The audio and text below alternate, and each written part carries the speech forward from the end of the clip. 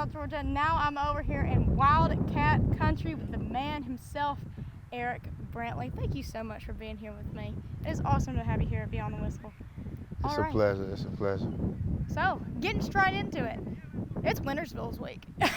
You have competed in 2 Winnersville Classics. Is there a different energy amongst the team going into this rivalry game compared to all the rest of the games throughout the season? Definitely. The energy is to dominate, going out, start fast, dominate on all 3 phases, offense, special teams, and especially defense. So. Is there a more, I guess, or a bigger pressure you guys feel? You know, you won it last year on the other side of town. And now you guys are competing on your home turf. So is there more pressure surrounding that? It's definitely pressure, being that we got to defend our home turf, and we won the Winnersville Classic last year. There's definitely a lot of pressure with this big rivalry. Yeah. How are y'all really able to combat that pressure? You know, I know everybody's wanting you to win. Everybody's wanting you to freaking bring home the trophy. But how are you guys able to just lock in and cut it out? Just keep working, keep grinding, block the noise out. That's all you really can do, really. Yeah. And Lowndes and Valdosta aren't even 10 miles apart. So I'm sure that you have a lot of friends over there at Lowndes. Do you? Actually, I don't. You don't? I'm more of an anti-social person, so. Really? I ain't really got that many friends over Lowndes. I would not picture that at all. Well, I guess that's not a bad thing. I guess it helps you compete even more tough and show no mercy on Fridays. Yes, because that's a lot too. Like, even if you aren't, a lot of these kids between Valdosta and Lowndes, you know, they're friends with each other. They grew up with each other. Yes, so with that being said, you know, how are y'all able to really maintain, even if you're not friends with them, just civil relationships or civil friendships with them, with a rivalry that literally hates each other? Honestly, I can't even tell you. I don't even, because me being me personally, I take it to heart. So yeah. I don't be, yes, ma'am. You can say that, it's okay. Well, I mean, a lot of people feel that way though. It's like, for a lot of people who aren't from South Georgia, they don't really understand the rivalry. You know what I mean? When you compare it from an outside looking in, this is like the Iron Bowl. This is the Egg Bowl, Ole Miss, Mississippi State. This is Michigan, Ohio State. And Ohio State. This is what that compares to, right? So, with that being said, you know, what does Winnersville mean to you? What Winnersville means to me, it means a lot. This game, I know everybody's gonna come to the game. My whole family coming. This game definitely means a lot. It's a tradition. We definitely gotta beat Lowndes. Yeah. By a lot. So. By a lot, show them no mercy. Yeah, definitely. And it's crazy because, you know, I talked to Coach Carter earlier this morning, Lowndes' head coach. But even last year, when I talked to Coach Calhoun before they played you guys, there's always one common factor when I talk to coaches, and that's that you were a threat. That's what every coach says, that when they play Valdosta, everybody knows to look out for Eric Brantley. So how does that feel, knowing that every time you play someone, no matter who it is, how good they are, how bad they are, whatever, that you have a target on your back and then it's the spotlight? Sometimes it can be fun, but sometimes it can get a little annoying, knowing that they're going to game plan to play against you. Like, some teams slide, protect, or try to double me the whole game or cut block me. So sometimes it get annoying, but sometimes it can be fun because it allows other players on my team to make plays. Yeah. Well, I never even thought of it that way. Yeah, that definitely makes a lot of sense. When you say that, it allows other people to make plays. So when you say that, who really, you know, this is your senior year. Yes, ma'am. Who really has impressed you so far this season on your teammates, whether that's offense or defense? Offensively, definitely, we got to go with the sophomore receiver, Prince Jean. He's going to be the next big-time name, you know. Defensively, I can say the other 2 D linemen that play with me. You know, it's their first year starting. And to me, they're doing a pretty good job. Yeah. And as a defensive end, when you watch film throughout the week, I've never played football. Yes, so I'm I'm trying to get like into your brain, especially, you know, since you were such a highly recruited player, and you're very smart when you play the game, and you can see that on film. But when you're watching film and you're watching the other team and you're preparing for them, what do you pay most attention to, and what's the biggest thing that's really stood out to you about Lowndes' offense? What I pay most attention to is the O-line, the running back, really the box, the O-line, the running back, and the tight end. That's what I pay most attention to. Lowndes' offense, watch the film on them. I pay attention to the O-line, and I noticed that they love to run zone. They run every kind of zone you can name, and they use a tight end in every formation. So. Yeah. And you've been through, you know, kind of cutting to off the field things. You and this Valdosta team as a whole has been through a lot this season. You had a hurricane rip through inner city Valdosta. I'm sure a lot of your teammates, a lot of people on this team were out of power for however many weeks. And then there was situations that happened, you know, before the season even started that left you all without one of your star defensive players. You know, did that affect you anyway? Either of these challenges or even behind the scenes challenges we don't know about, did any of this affect you? And if so, how have you been able to block out that noise and still compete at the level that you're competing at? Actually, it really didn't affect me, you know. Mm-hmm. I just got a different mindset, you know, to keep going, keep pushing. Mm-hmm. So all the things that are going, it really didn't affect me. Just keep working, next man up, I start defensive player down. So the other two D linemen I was talking about that actually surprised me, next man up, they're actually doing pretty good. So. Yeah. Did you, you know, obviously when you're down someone, a star player, it sucks. You know what I mean? It sucks, and people are going to have to step up. Did you see that as an opportunity to step up and do more than what you were doing last year? Definitely. I definitely see that as an opportunity. But, yeah, and your numbers are still just as high as they were last year. You've been actually, how they're looking right now, they're doing better than last year. So. And you've just been competing, and but the thing is, you've either stayed consistent or you've gotten better. There's never been a slack. You know what I mean? Do you have a specific routine or anything that really goes into this, or you just get out and play ball? You have any superstitions or anything like that? I actually don't. I just get out and go do what I do best and play the game I love. Yeah. And as a top recruit, and you are committed to Colorado, you're going to be going up there with the man himself, Deion Sanders. Does that add pressure to you, considering how highly recruited you are? You recruit about every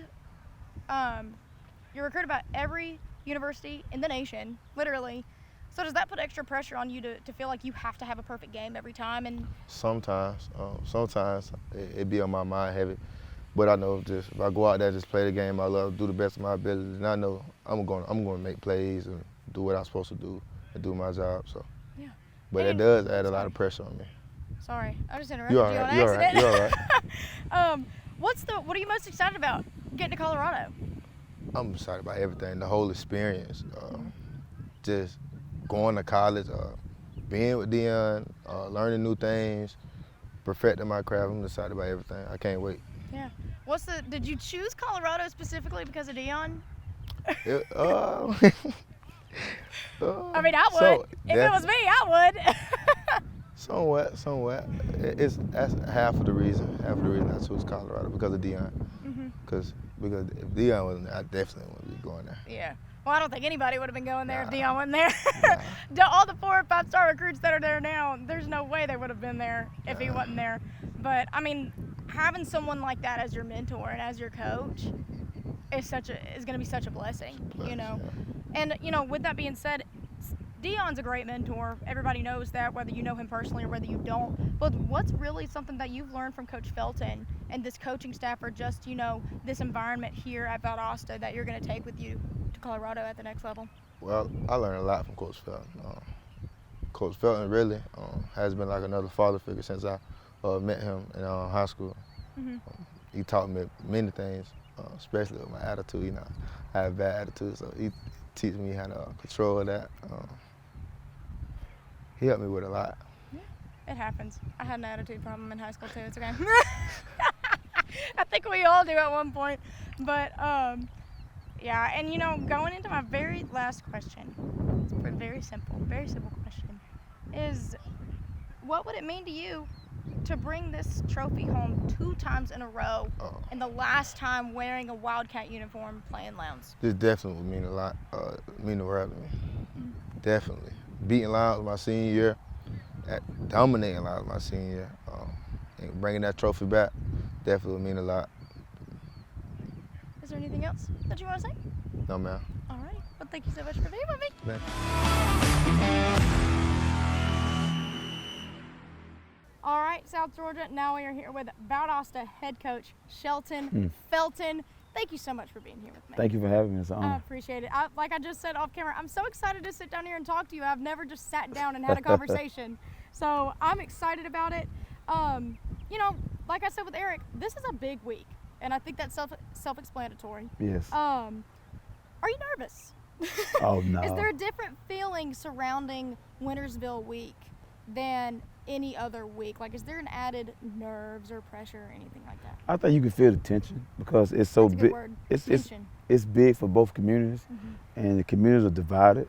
It's gold and maroon, and you can tell where we stand. And a lot of people want this win, and because it's year round, it lasts for 365, and the kids really want it. So you can feel the tension, and you can feel it in the air. Yeah. So it's a good feeling for me because I enjoy it. Yeah, and you're 1-1 in Winnersville Classics, I guess. You won it last year. Yeah. On their home turf. Yeah. Now it's coming back to Wildcat country. How important is it to keep this trophy at home? It's very important. It means a lot to this community once again, but the main thing, it means a lot to our kids.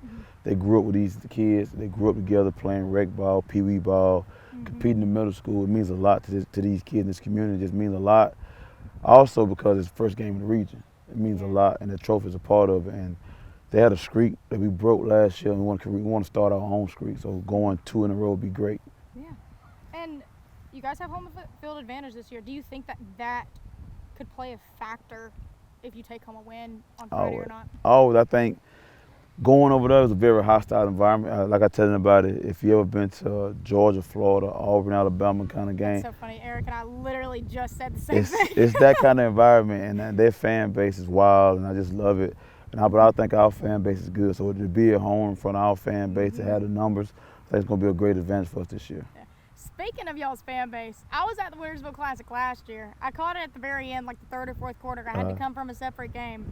And after y'all won, I'm telling you, y'all shut the Concrete Palace down. You know what I mean? It was nothing but a party last year. So, you know, in the past few years that you've been head coach, what has it been like with this community and that relationship and, you know, just their involvement with this program and how big of a factor that takes part in winning in general? Well, it's called Title Time USA, and winning is big, and being a part of this community.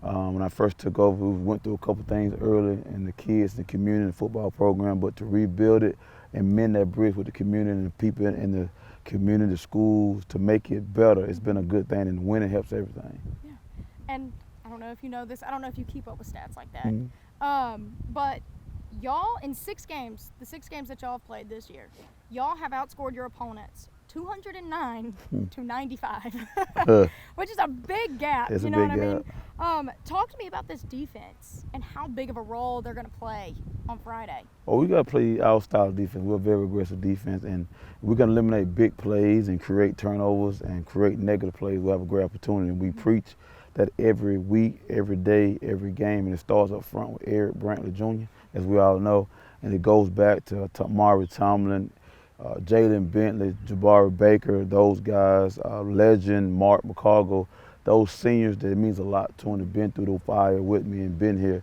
But on defense, we play physical, fast, and detail. Yeah. Would you say that you guys, you know, Lowndes is a relatively young team this year. They lost a lot of starters last year. A lot of their players this year are like juniors, seniors, but they don't have a whole lot of varsity starting experience. Yeah. Are you guys kind of the same way, or do y'all have more returning starters? Like, how would you describe, you know, like, I guess the order, the age, or overall? I think O-line is a senior base. We're senior base. Yeah, that's like an SEC. Yeah. that y'all have. Yeah, you know, and we're going to lose a lot with those guys. But our main position, the skill position, the receivers, DBs, and quarterback, we're very young. We're starting a lot of 10th graders and 11th graders. And then, as you know, being a daughter of a coach, you understand that some guys are seniors in the classroom, but sophomores on the field because they really haven't played. So we have a couple of those guys in play, but we're led by some really good seniors. Yeah. And you mentioned your quarterback, Todd. He's only, what, a junior? He's a junior. He's a junior, right? He's a junior. So talk to me about Todd and how much you've seen him grow from last year to this year, and what are some things you still think he needs to kind of improve on? I mean, he has a massive line that really helps him out a lot, but talk to me about Todd. Well, I just think, Todd, a lot of people don't know, Todd only played quarterback for 2 years. This is year 2. Really? Yeah. So he never played it like in JV or middle school or anything? What did he play before that? He was a receiver DB. Really? Because we lost so many quarterbacks, and we had to move in the quarterback. So he's one of our best. Yeah, he's one of our best athletes, but he has to play quarterback for us. He's doing a good job. His growth is getting better and better. He started out good. I think the main thing that hurt us, he got hurt and missed 2 games, but he's healthy now and he's playing better. You just got biggest thing with a young quarterback, you can't always hit the home run. Just be patient. Sometimes they play like a young quarterback. Yes. And sometimes they play like a really, really good quarterback, and they play like a young one. That is correct. And we just ask them to take what the defense give you, be patient, and we'll be okay. Yeah. And as you've looked at film, I mean, I know we're recording this now. It's only, what, Tuesday? Is it Tuesday? Yeah. It's only Tuesday. But you guys start watching film. Oh, yeah. Friday after the game. Correct. Like after last week's game or That's whatever. correct. So talk to me about, really what you've seen on film and the biggest challenges that Lowndes is going to pose on Friday night that could be really detrimental on whether you take home a win. Well, I think starting on offense, I think Lowndes, I really like the O-line. They're pretty nice sized guys. But it starts with the quarterback, Paris. I think he's a very good athlete, smart, he's tough, has a good active arm. Smoke, the running back, I really love that kid. I think he has very good vision, speed. At the backup running back number 2, I think the receivers, 14, 11, I think they have weapons on offense. I think, but start with the quarterback, he would give us problems. And on defense, coach does a great job on defense. He's a defensive guy. I think with the new style defense they're bringing down here is unique and it's something we had never really seen. We're bringing pressure, different kind of coverage. So those kind of things can disguise us, can upset the quarterback and throw us off rhythm. So we've been homing in on those things. Obviously, you don't have to get in detail about this, you know what I mean? But just kind of picking your brain as a coach. You mentioned that this defense is something new, which means your team isn't used to it. They really have never seen something like this. Yes. Has it been an adjustment for your kids preparing this week for something that they really haven't seen before? Yes, always adjustment. Like I said, they're running what we call it 3-3 high. It's different where they rotate and everything. It's adjustment. So we really hone in on knowing when people align, knowing how they adjust, and how that fits what we do. So it was an adjustment this week, and we accept the challenge. And I think it's always good to see something new and different. So now you get yourself ready for the playoffs and all that kind of thing. And as a coach, obviously you have, 100 kids on your roster? Over 100 kids, yeah. That's a lot of kids with a lot of different teaching styles or teaching, they reciprocate things differently, right? Correct. So how do you as a coach, how are you able to really adhere to the needs of over 100 kids, not just when learning something new, but just in general? Well, we try to take it in different levels. We try to show them on film, we try to put it on paper, and we try to walk through and we try to run it. So all thing is, we call a play, we show a play in the morning, we're gonna show it on film. Then we're gonna show it to them on paper. Then we're gonna come out, we're gonna walk through the play. Then we're gonna run the play in practice. So they see it multiple times to learn, because some people visual, some people listen, some people learn different ways, and just trying to give them different learning styles, so whatever clicks to them just clicks and sticks with them. And, I've talked to Lowndes too, and Coach Carter mentioned that, a big challenge for them is going to be in the box. And I think anybody that plays you guys is going to be in the box, especially with y'all's offensive line. But even your defensive line, they may not outsize everybody. I mean, they're a pretty big defensive line, but they may not outsize everybody, but they're fast. And that's a huge strength that you guys have on the line. And having both a solid O and D line is huge. Not every team is able to say that they have that. That is true. Do you contribute a lot of the success this year and even in past years to this veteran offensive line and your defensive line? Oh, no doubt. I mean, we're led by our O-line and our D-line, and I've been blessed and I've been here to have pretty good O-line, D-line, and we tell our programs built up the back of those guys. Up front on offense, we're going to run the ball. It's no secret. If you play Valdosta, we're going to run the ball. Yeah. And we're going to lean on those guys, and we let them know that we're going to lean on you to play and send you. And on defense, the style of defense we play is predicated off our D-line. So those two units are very important to us, and we let them know every day how important they are to success at Valdosta. Yeah.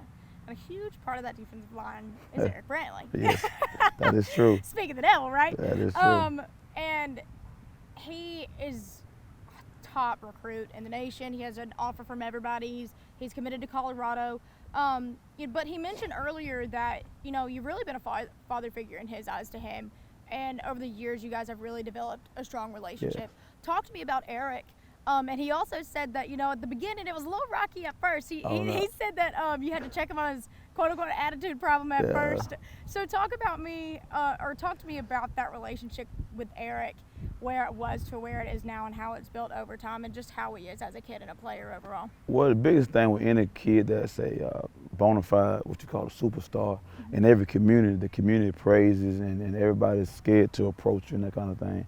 But where I'm from, where I'm from, I'm built from different cloth. I mean, I'm attacking from straight on because I'm a firm believer. If the kid to see you'll get on to the best player and correct him and hold him to a standard, they'll hold to a standard. And the biggest thing I say about Eric, a lot of people don't know, and I guess don't know about him, he's a great student. He's never made below an 85 average in high school. Oh, yeah. And technically, he's done with school. He's graduating in December. I would have no idea. Yeah, he graduates in December. Right now, he's technically taking one class. He's done. And he could have. Impressive. Oh, very impressive. And he could have done that last year. But we taught him to take one more class just so he can come back. Don't leave me. Don't leave us it. yet. Don't leave us. So yes, there's a lot of people don't know that. So he's never made below 85. He's graduating early. He's a great leader. And the best thing about Eric, he's a film junkie. He has a lot of ability, but if you ever sit down and talk to him about his football IQ and what he sees and what he do, he can tell you. And I think noticed that talking to him. Yeah, he has a very good IQ, and he went through something in life, and I think that what he went through that made him stronger, made him a better young man. And I'm just as proud of him as his head coach, as a father figure to him, as a big brother. I'm just waiting to see what the life gonna bring for him. I think he's gonna be great in life, and I'm wishing nothing but the best. But right now, he's still at Valdosta. For now, he's still yours. He's still mine. So we gotta keep him right here. But yeah, and not to get all serious, but like you said, he went through something really big. That's something, if you know, we're not gonna get into detail on that. There's no need to get into detail on that. People can go look at headlines, do whatever if they want to do that. But not just him, but overall, I mean, a hurricane ripped through this city a few weeks ago and tore through inner city Valdosta, which is where a lot of your kids live. Correct. If not majority of them live in inner city Valdosta. A lot of them were without power, without water. They had to live in hotels. They had to live with friends. And for a few weeks, I mean, your team was scattered throughout.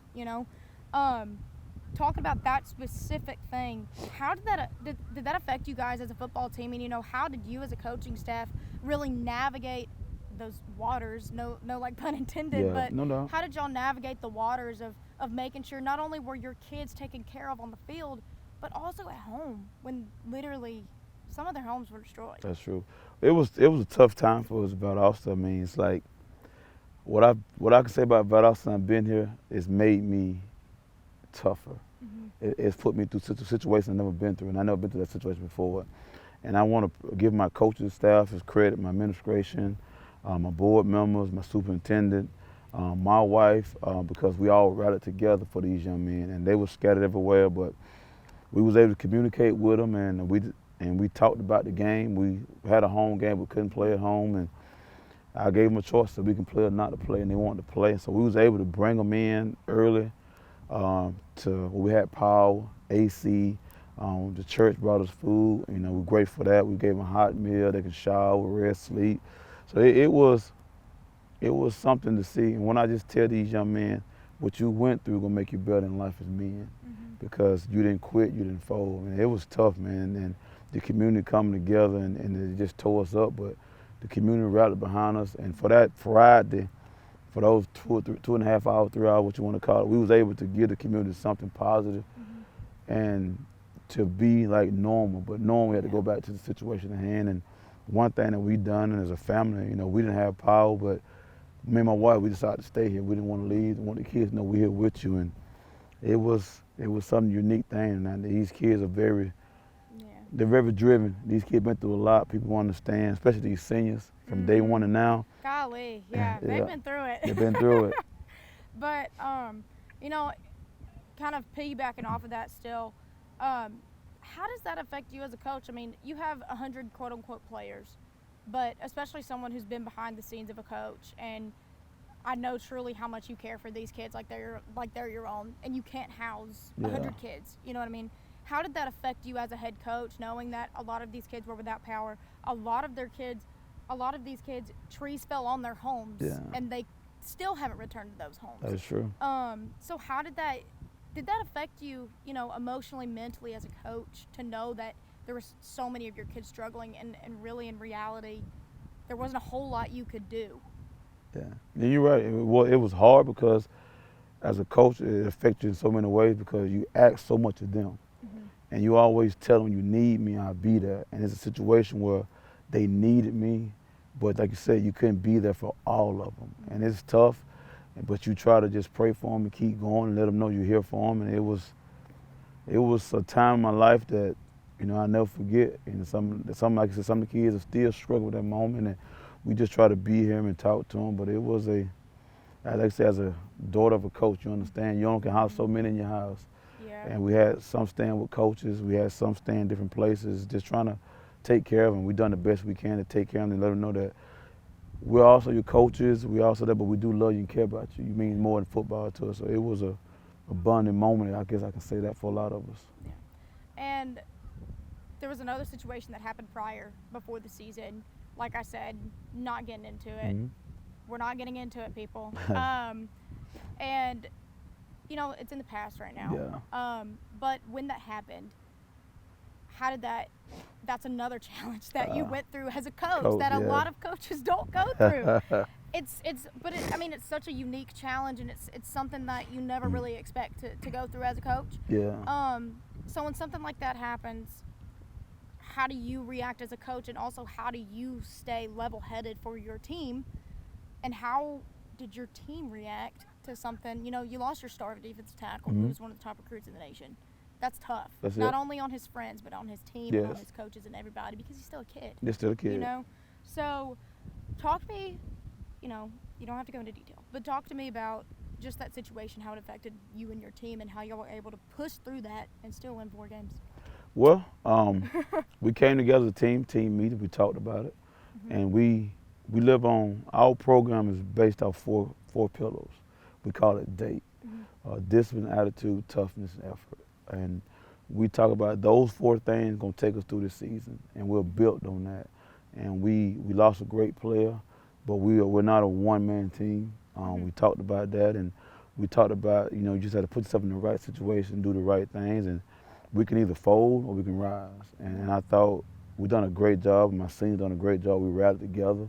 They were the young players, and we just kept going and kept grinding. And like I said, this senior class, we've been through a lot from my first year. Y'all been through it. Yeah, and from that incident, from the tornado. That doesn't even count the things that go on behind the scenes. Yeah. That is, an internal, also like discipline stuff, or just something that's like, you know what I mean? What goes on in these kids' lives outside of school, outside of practice. The public doesn't know that. That's true. Y'all just been through so much, and that's the big things and the media and everything. That's on top of the small things, right? And it's difficult. How did that affect your kids? Did you see it affect your kids at all? Well, you saw that, but then the leadership of the team, the coaches, and we've done some things. I'm a big believer in prayer. We have a chaplain, we pray, we have devotion every day to get the mind right and just believing. And the word is that my wife called me a fixer, and I feel like I can fix everything. And we just talked about the people within these brick walls in this circle what matters. What people say outside us don't matter. We know the truth. We know who we are. We know what we stand for. We're just gonna work, keep our head down, and when the sun shines and the dust clear, we're gonna see how we standing. So that's our mindset. We were a blue collar team. We work, and no one's perfect. No situation is perfect. But we're gonna respect everybody, respect every situation, and we're gonna work hard, and we're gonna stick together, and we're gonna fight no matter what to the end. We're gonna fight together. I don't know where everything is at this point. Don't really care to know. Not that I don't care. It's just not my business. Yeah, you know what I mean? Yeah. You know, how do you still navigate those waters and that specific relationship with that kid afterwards, if there even is one? Oh, it's always gonna be a relationship. No one's perfect. I'm not perfect. We all make mistakes, and at the end of the day, he's still a kid. He's the same kid we was cheering. He's still a kid. We the same kid we was cheering for when he making plays. He's gonna be the same kid I'm gonna cheer for when this situation over, because life is not over. We all deserve a second chance. If whatever happened, guilt or no guilt, that's not for me to decide. But he's still a kid. And when I tell a kid I love you, I'm with you, that's what I stand for. And that relationship is still there, and we support him, and as being a young man and getting his education, because there's life after football. I mean, everybody's hollering about football, but what about life itself? Yeah. And that's what What's we do. What's he going to learn from it? You know what I mean? It's like, what you going to learn from it? Life is life right? lessons. Yeah, exactly. And I bring up all of those challenges to kind of circle back, you know, surprisingly circle back to Winnersville. Yeah. You know, you guys have gone through this. You went through something very public. Two things that are very public. One of them, not the best things in the whole world. You know, things happen in life. They just happen. And but every team is going through something. That's true. And unless you've been on the other side, you don't know that. You know what I mean? Lowndes has gone through stuff this year. You guys have gone through stuff. So, you know, going back to Winnersville, even though it's a rivalry, that, like, kids are bred to hate one another this week. This week, you could be friends out of it, but this week you hate each other, That is true. So, but at the end of the day, is there still the sense of community surrounding the Winnersville Classic, whether you win, whether you lose? Is there still that connection of these are still kids. They're playing a game. Everybody's going through something, even though you hate each other. Yeah.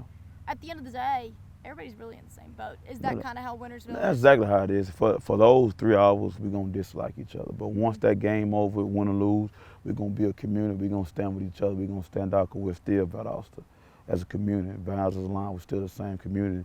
And we're going to cheer for those guys once this game over, wish them the best. And I hope they do the same for us. But now, once it's over with, we're friends, we're back family, and we're back together. I'll give you a funny story. Jay Rome, our receiver coach, he's the Rome's a legend in Valdosta. Oh, yeah. But his mom with the Lowndes. And he'll be the first one to tell you, like, him and his mom don't talk this week. That's funny. They don't talk during this week. I can see it, though. Yeah. And I think a lot of families, like I said, even though this is high school football, a lot of families can relate to that. If you are Georgia Auburn, Georgia Florida, Alabama Auburn, whatever. It's the same thing. Same thing. So for this week, they're not talking, and after the game, they'll love and kiss and hug and be a family again. So that's the kind of, we told that story to the kids because that's the mindset. We're not building hate. We're just enjoying the rivalry of the game. And then once it's over, we want to come together and be a community together because we went through all this together as a community and be one. So just for those 3 hours, 3.5 hours, we're going to be divided. But after that, we're going to come together, shake hands, and wish each other the best of luck. Really, in these past few years as head coach, what has been your favorite part about being a Valdosta Wildcat? What's my favorite part? I think the favorite part is just being the head coach of Valdosta, being a part of this tradition. And I'm able to stamp my logo on Valdosta and help bring it back to the promised land, what it used to be and what it was. And the guy that I took over for was heading that direction. And it's my job to, however my time is here, I want to say that I've done right by Valdosta, putting it back on track because it's Winnersville, USA. And I want to keep it that way while it's on my watch. And I just love tradition and just being a Wildcat, what it means to these kids in this community. And so it means a lot. And I'm not from here, but it means a lot to me. Yeah. Where are you from? From Chris County, Cordell, Georgia. Oh, okay. I knew you were from South Georgia, but I didn't know where exactly you were from. Oh, so you're right down the road. Right down the road. Oh, man. How does it feel to be – y'all don't play them this year, obviously, but y'all played them in the past. Played them in the past, yeah. How does that feel? It's funny. It's funny. I haven't had the opportunity to play them as the head coach here, But it's funny, you know, it's an opportunity. We look forward to playing them again one day. But, you know, like most people, I was a Cougar. I'm always going to be a Cougar. But right now, my heart and my family were Wildcats. And we love this time, we love these kids, and we love Wildcat Nation. Yeah. And this is just like, I'm curious, what's your favorite thing to do outside of coaching? Whenever you're able to do that. Whenever you're able to do that, which is not very often, pretty much until the off season. But seriously, if you know, in the off season or outside of this, like, where can we find you? Well, I love to travel, but my biggest thing I like to do with my kids, we like going to the movies. Oh yeah. I love movies. I love popcorn at the movies. I just like going to watch a good movie and just nobody know me, nobody bother me. We can sit there, enjoy it, and just watch movies. Are you a Marvel guy? I love it all.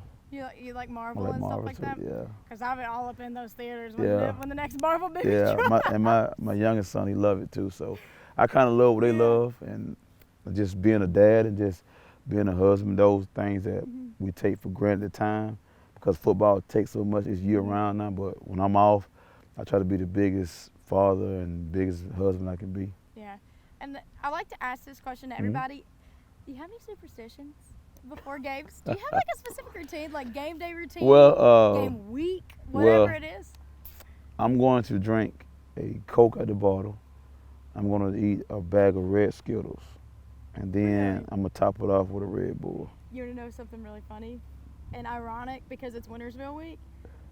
Coach Carter, I asked him, I had an interview with him like back in the summer, I think. And I asked him the same thing. And that's his same superstition. He's going to have a bottle of Coke before every single game. Every game. That is hilarious, considering it's Winnersville week. The irony that both the head right? coaches have like partially the same. I think he said his was like a cherry Coke. Is yours a cherry Coke? Regular Coke. Okay, you're an original guy. Original guy. But I think he said his wife brings him a cherry Coke every game, so that is hilarious. But y'all both have like the same superstition. Yeah. That's funny. And another question I like to ask, I don't ask this to everybody. Okay. But I feel like you might have a pretty funny answer. You don't have to mention any names. Okay. Obviously. And it doesn't have to just be here at Valdosta. It can be literally anywhere. You know, in your experience as a coach, I'm sure you've heard a lot of excuses as to why kids can't come to practice. Okay. Or why kids can't skip out of the game. Or why, you know what I mean? Why this kid has done this. What is like the craziest / funniest / like possibly most like outlandish either excuse or something that has happened in your coaching career that you just are like, you just cannot make this up. Like this really happened today. One of those, honey, you will not believe what happened today type of stories. That's a good question. Every coach has one. Every coach. And you saying it happened. You said it didn't happen, it happened. Like that it's happened. Okay. That's like, it doesn't necessarily have to be an excuse. Okay. Or like, but what's like a funny story that you were just like, you just cannot make this up today. And it's one of those stories that you take off your hat and you get home and you're like, honey, guess what freaking happened today? Because I know my dad has had so many of those moments. I think one of the funniest one, we had morning practice. And the young man, he was driving. He drove to practice and got here a little bit earlier. And so instead of knocking on the door and coming in, he stayed in the car and he slept through practice. What? Yeah, so he was slept through practice? In his car. Just like, I don't know if it was here or not, but just parked in the parking lot. Just parked in the parking lot, just snooze. Snooze. His alarm didn't go off. And we just kept calling and calling. And his mom called us, have you seen him? Like, we haven't seen him, we calling you looking for him. And, how long was he asleep for? Almost to about 8 o'clock. When we finally found him, he was in the parking lot asleep. Oh my gosh. Honestly, I don't blame him. I can't blame him one bit, especially if it's early in the morning. I'm so not a morning person. But the biggest thing he talked about, his clock didn't go off. I'm like, but you at practice, just come on in. How do you not hear like whistles? Yeah. Outside? He was sleeping real good. We had to go knock on the window and wake him up. That's funny. That's hilarious, actually, because, I mean, I don't know if that's common or not. Like, that's... I never been through that in my life. Something even like I could see like sleeping in like accidentally at home. Yeah, at home. But like getting up, getting dressed, coming all the way here. Yes. Getting ready for practice, you have everything ready, and then just snoozing and not even waking up. Not wake up. That's crazy. That's hilarious. And really my last question is, what's the impact? It can either be, it doesn't have to necessarily be record here at Valdosta, but however long you're here at Valdosta, what's the true impact that you want to make, and what do you want to be remembered for here? Changing lives. I want to be able to change life of young men because the percentage of playing college football is like 3.2%. But I want to be able to say every young man I touch is going to be a better father, going to be a better brother, a better son, a better role model for this community, going to be successful in life or something. Because we taught them something about life that's going to carry on. And if I just can lead, we all want to win championships, don't get me wrong. That's the ultimate goal. But if I can lead the mark of my time here, I raised men, I've done right by these young men, I helped them all be successful in life, I can live with that. Is there anything else you want to mention? Oh, last question. Who's going to win on Friday? Somebody told me the Wildcats going to win on Friday. A little birdie Little birdie told me the Wildcats Do you going to think win. for real, do you think it's going to be like a dog fight till the end? Do you think it's going to be high score, close scoring game, low score, close scoring game? Think it could be a blow? Like, what do you truly? As a defensive guy, which I am, and Coach Carter, defensive guy, I think it's going to be a low-scoring, close game because which is always exciting. Always exciting because when you play a rival game, as you know, the records of what happened before don't matter. These kids going to play on both sides of the ball. It's going to be an awesome atmosphere. And as a defensive guy, I'm looking for a low-scoring game and a close game. Is there anything else you want to mention? Go Cats. All right. Thank you so much for Thank sitting you for down with having me, me. Coach Felton. Thank you. Thank you very much. Thank you. See you next time. See you on Friday. All right. Don't forget to like and subscribe and follow me on all my social medias to keep up with future episodes of Beyond the Whistle. See you guys next time.